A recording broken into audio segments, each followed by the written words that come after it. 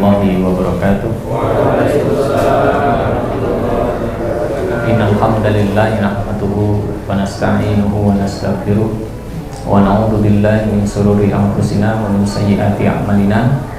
May yahdihillahu fala mudilla lahu wa may yudlilhu fala hadiya lahu. Asyhadu an la ilaha illallah wahdahu la syarika lah. Allahumma shalli wa sallim wa barik ala Muhammad wa ala alihi wa ashabihi ajma'in, amma ba'du.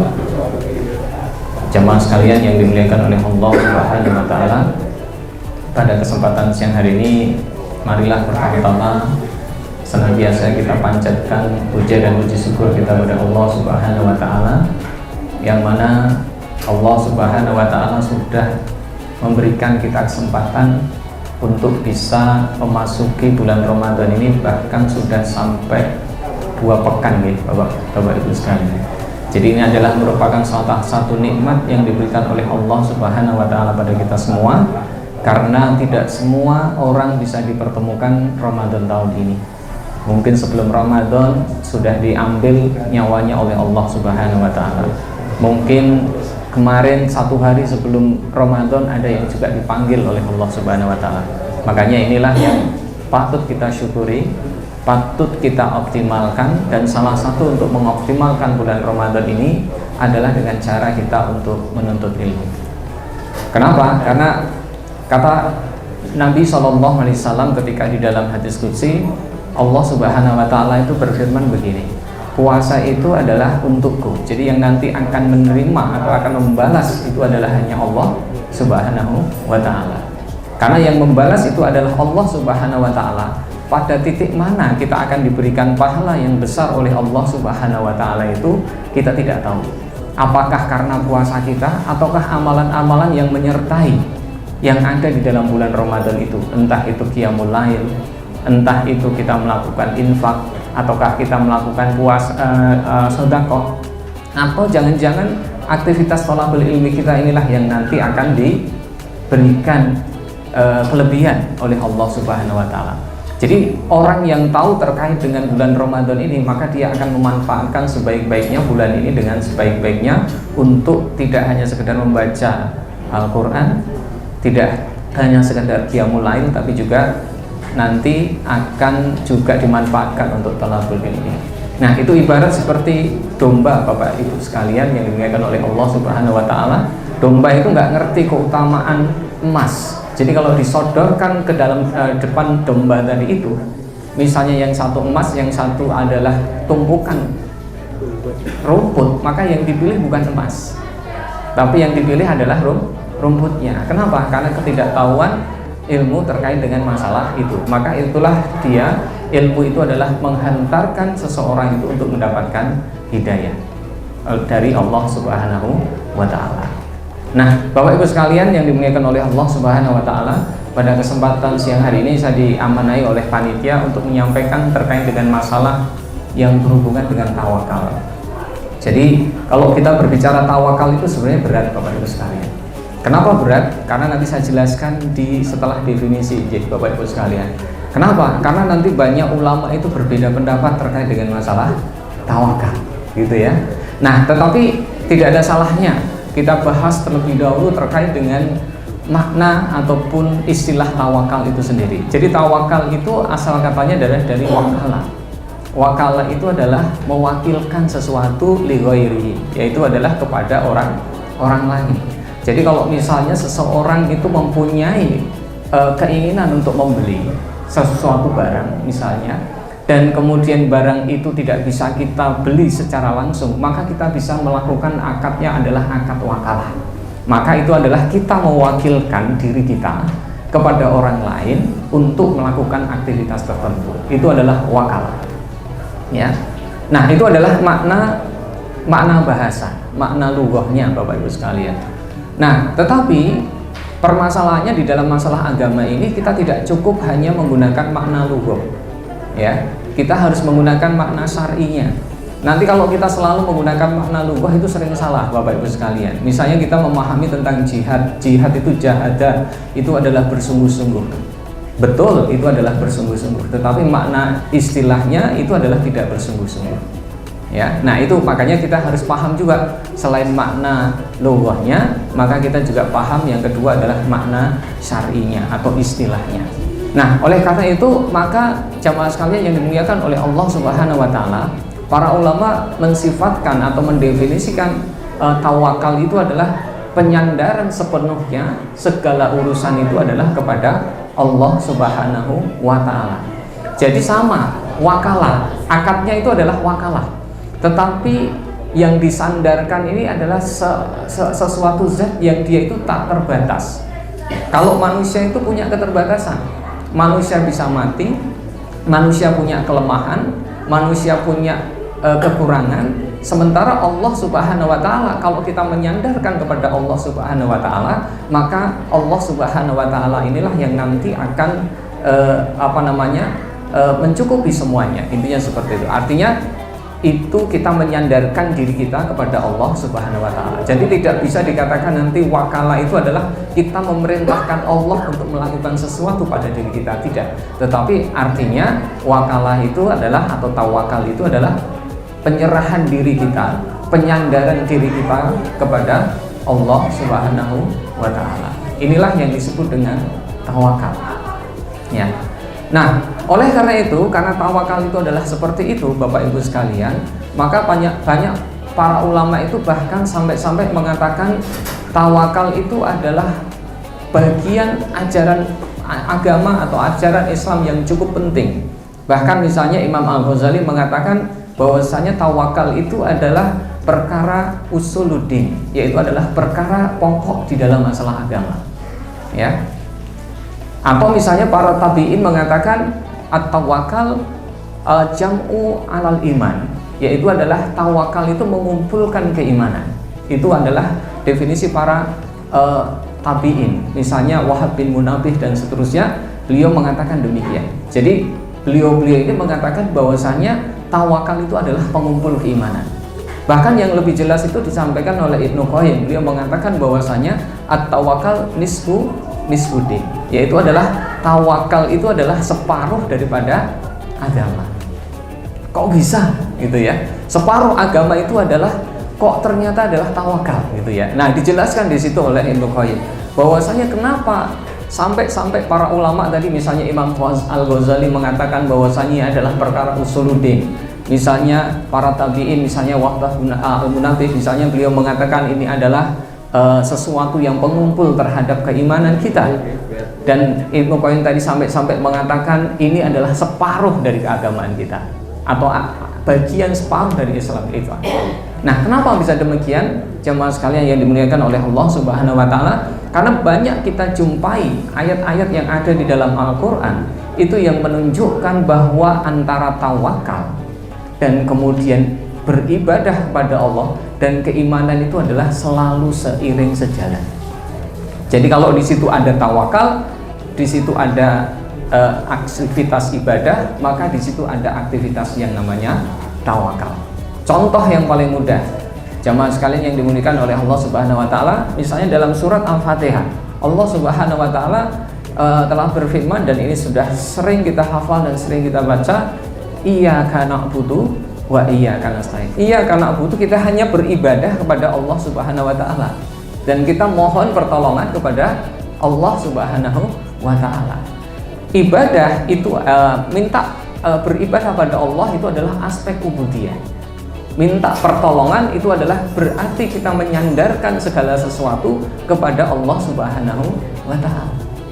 Sehingga dari ayat ini misalnya para ulama juga bisa mengatakan bahwasanya antara ibadah, antara aturan-aturan Islam ataupun yang lain itu dengan yang namanya tawakal itu adalah seiring sejalan. Sehingga misalnya kalau kita beribadah itu juga harus diiringi dengan yang namanya tawakal. Ya. Dalam surat-surat yang lain juga demikian, Bapak Ibu sekalian jemaah yang dimuliakan oleh Allah Subhanahu wa taala. Jadi masih cukup banyak. Ada sekitar 57 lebih ayat yang menyandingkan antara iman, ibadah, amal soleh dengan yang namanya tawakal. Sehingga makanya tadi sampai Imam Al-Ghazali mengatakan ini adalah perkara pokok di dalam masalah keagamaan. Perkara pokok dalam masalah keimanan juga, tidak hanya sekedar keagamaan. Ya, itu yang pertama, Bapak Ibu sekalian yang dimuliakan oleh Allah Subhanahu wa taala. Yang kedua, yang perlu kita sampaikan, poin kedua yang cukup penting, itu adalah konsekuensi dari pemahaman kita, Bapak Ibu sekalian. Ketika kita memahami dengan tepat yang namanya tawakal tadi itu, maka pemahaman tadi itu akan mencerminkan perbuatan kita. Maksudnya bagaimana? Jadi seseorang yang memahami sesuatu pasti akan terwujud dalam sikap dan perbuatan dia. Contoh misalnya, jadi kalau kita, mohon maaf, misalnya memahami bahwasanya menggunakan atau tidak menggunakan kerudung atau tidak menggunakan jilbab itu adalah sesuatu yang boleh, maka ketika seorang wanita itu keluar rumah tidak menggunakan jilbab, maka dia akan santai saja, karena tidak merasa itu berdosa, tidak merasa itu adalah salah, tidak merasa itu tidak benar di pandangan Allah Subhanahu wa ta'ala. Nah, itu akan berdampak pada perbuatan, sebagaimana ketika kita tidak memahami dengan benar yang namanya tawakal, ya. Nah, tawakal itu memenuhi, kalau dikatakan benar-benar memenuhi persyaratan tawakal, itu paling tidak kalau masuk 3 kriteria Bapak Ibu sekalian. Yang pertama itu adalah ketika kita itu bertawakal kepada Allah Subhanahu wa ta'ala, benar-benar menyandarkan segala sesuatu itu adalah kepada Allah Subhanahu wa ta'ala, tidak pada orang lain. Kita jaga ke manusia itu sudah tidak benar, berarti kita tidak bertawakal kepada Allah Subhanahu wa ta'ala. Yang kita harapkan pertolongannya, yang kita harapkan rizkinya itu semata-mata dari Allah Subhanahu wa ta'ala, bukan pada manusia. Ya, manusia itu hanya jalaran saja kalau orang Jawa bilang. Ya, hanya wasilah saja untuk mendapatkan entah itu rizki, pertolongan ataupun yang lain-lainnya. Itu syarat yang pertama. Nah, syarat yang pertama tadi itu mensyaratkan kita itu harus sikoh kepada Allah Subhanahu wa ta'ala, sikoh biwa'dillah, sikoh terhadap janji-janji Allah. Misalnya ketika janji-janji Allah itu terkait dengan bahwasanya orang-orang yang bertawakal itu akan ditolong oleh Allah. Misalnya janji-janji Allah Subhanahu wa ta'ala itu, misalnya orang yang bertawakal itu merupakan salah satu ciri dari orang-orang beriman. Itu adalah ciri kalau kita itu memiliki sikap tawakal yang benar, dalam arti kita itu memiliki kesikohan pada Allah Subhanahu wa ta'ala, karena Allah lah yang mencukupi rezeki kita, karena Allah lah yang mengatur semuanya yang ada di alam semesta ini dan seterusnya. Ini adalah sikoh. Kemudian yang kedua, masih dalam penyandaran diri tadi itu Bapak Ibu sekalian, yaitu adalah husnudzon. Yaitu husnudzon itu apa? Bahwasanya kita itu ya berbaik sangka kepada Allah Subhanahu wa ta'ala terkait dengan segala sesuatu yang telah ditentukan oleh kita, termasuk yang telah diturunkan kepada kita semua. Kasusnya begini Bapak Ibu sekalian, jamaah sekalian yang dimuliakan oleh Allah Subhanahu wa ta'ala. Pada suatu saat para sahabat itu berdiskusi dan kemudian berbeda pendapat terkait dengan pembagian ghanimah pada waktu itu, ya. Pada waktu itu belum turun ayat tentang ghanimah, ya. Dan kemudian terjadi perselisihan, atau bukan perselisihan, ya, perbedaan pendapat antara satu sahabat dengan sahabat yang lain. Apa yang terjadi? Nabi diam saja karena memang belum ada wahyu pada waktu itu. Belum ada wahyu yang turun. Kemudian ketika wahyu turun, diputuskan bahwasanya pembagian ghanimah itu adalah seperti ini. Walaupun yang dulunya grundel, yang dulunya tidak sepakat dengan keputusan itu, akhirnya dia akan menerima. Nah, itulah contoh tawakal, sikoh biwa'dillah dan husnudzon terhadap ketetapan Allah Subhanahu wa ta'ala yang ada di dalam Al-Quran ataupun dalam hal-hal yang lain. Itu adalah bagian dari kita menyandarkan diri kita kepada Allah Subhanahu wa ta'ala. Itu aspek yang pertama Bapak Ibu sekalian. Jadi dikatakan kita tawakal itu apabila kita itu menyandarkan yang namanya itu pada Allah Subhanahu wa ta'ala, dan menyandarkan tadi itu indikatornya cuma 2, yaitu adalah sikoh, yang kedua adalah husnudzon kepada Allah Subhanahu wa ta'ala. Itu yang pertama. Kemudian syarat tawakal itu benar-benar sempurna. Selain kita menyandarkan diri kita pada Allah Subhanahu wa ta'ala, kita harus melakukan sebab-sebab dan sunatullahnya, ya, sebab-sebab dan sunatullahnya. Nah, ini yang sering tadi saya katakan di awal Bapak Ibu sekalian, karena banyak di antara kaum muslimin yang itu masih salah gitu ya. Dan itu bukan menimpa orang-orang awam Bapak Ibu sekalian, tapi ulama-ulama mutakalimin dulu itu berbeda pendapat. Ya, ulama-ulama mutakalimin itu ulama yang muncul karena terpengaruh oleh filsafat. Maka muncul aliran Jabariyah, ada Qadariyah dan seterusnya itu. Itu adalah salah satu bukti bahwasanya ulama-ulama sekali berulama, bukan awam saja, itu bisa salah untuk memahami itu. Bagaimana pendapat orang-orang Jabariyah Bapak Ibu sekalian? Orang-orang Jabariyah mengatakan bahwasanya tawakal itu adalah seperti mayat yang dimandikan oleh yang memandikan, pasrah tanpa adanya usaha sama sekali. Sampai seperti itu. Ya, sampai seperti itu. Dan itu ada yang mengikuti sampai sekarang, pendapat itu ada. Ya, sehingga akhirnya ketika dia memahami seperti itu, ya sudahlah, karena memang kita itu harus menyandarkan diri kita kepada Allah Subhanahu wa taala, ya sudah pasrah. Karena kita adalah seperti seorang wayang, sebuah wayang yang dimainkan oleh dalang, dan kemudian dalangnya mau melakukan apapun juga, itu ya sudah terserah si dalang. Itu pemahaman orang-orang Jabariyah. Ya kan?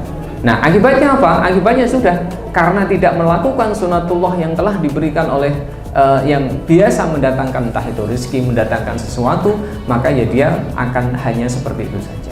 Itu saya katakan itu bukan orang awam, itu orang ulama, tapi ulama-ulama mutakalimin termasuk dalam golongan Jabariyah.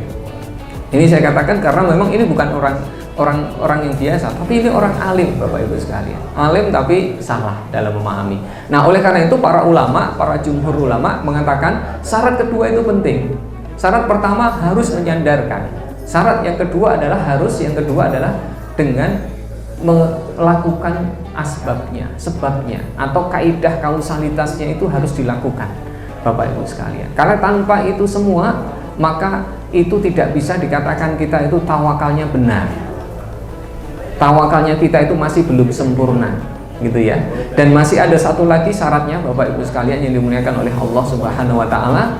Kalau tawakal kita benar itu syaratnya 3. Yang pertama tadi sudah harus menyandarkan diri kita pada Allah Subhanahu wa taala. Yang kedua itu adalah ada disertai dengan asbab gitu ya. Yang itu adalah kaidah kausalitas, dan yang ketiga itu adalah caranya benar. Ya, caranya benar.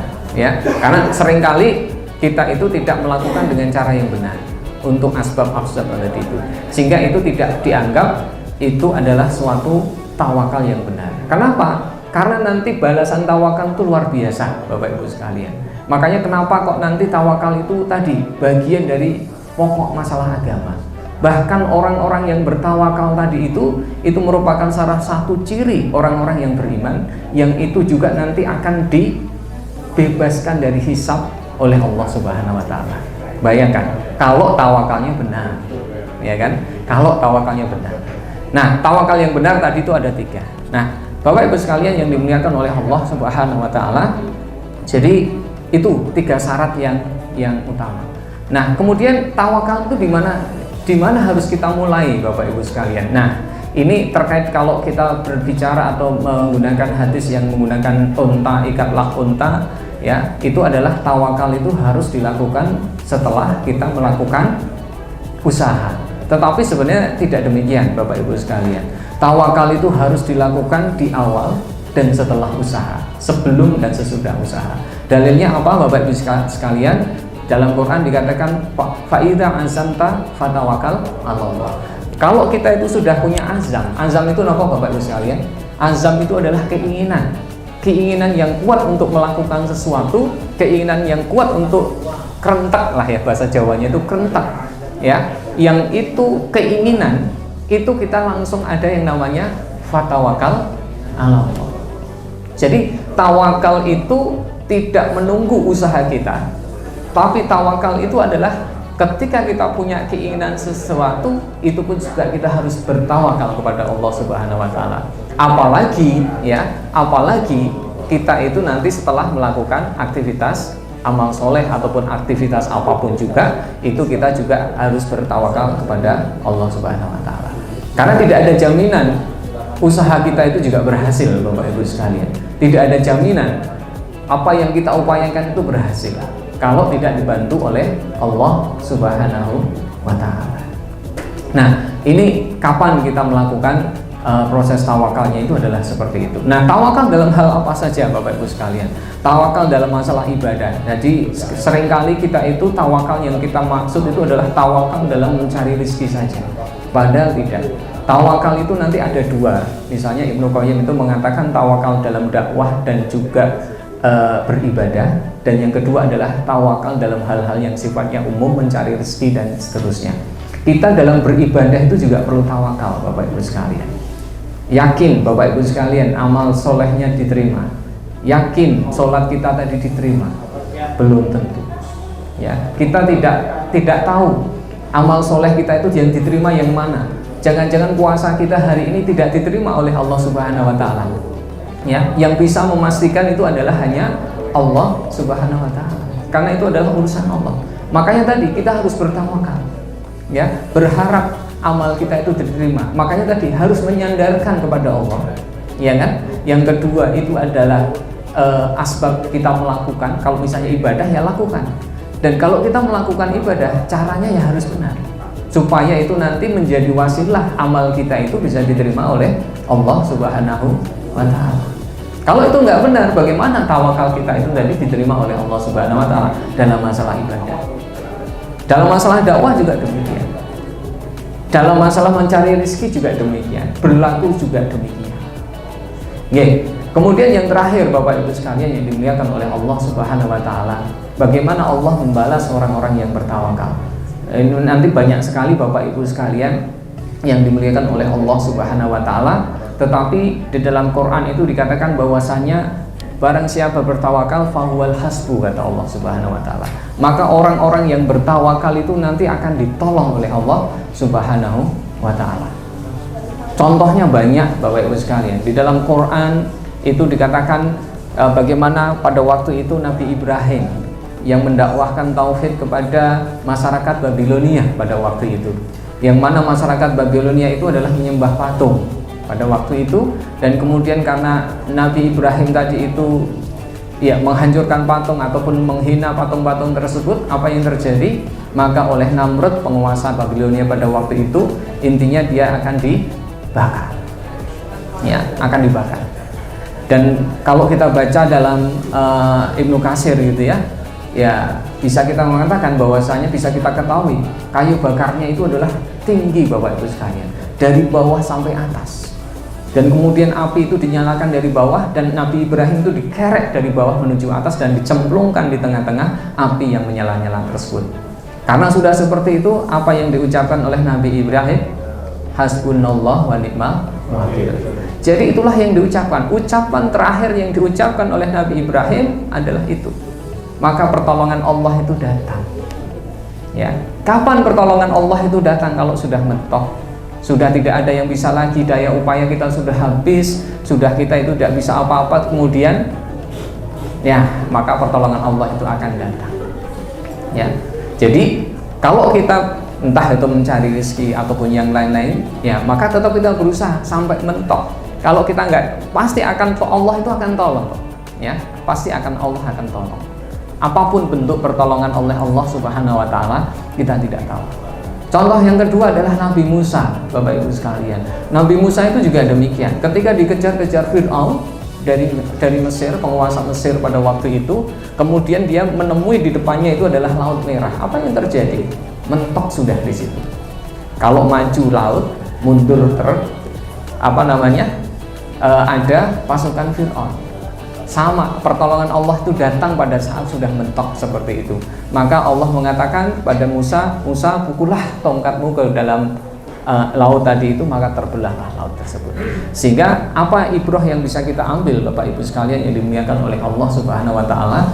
Kalau kita itu sudah tawakal kepada Allah Subhanahu wa Ta'ala, kita sudah menyandarkan semua usaha kita pada Allah Subhanahu wa Ta'ala, kok mungkin pertolongan Allah itu belum datang? Mungkin kemungkinannya adalah kita belum mentok usaha kita.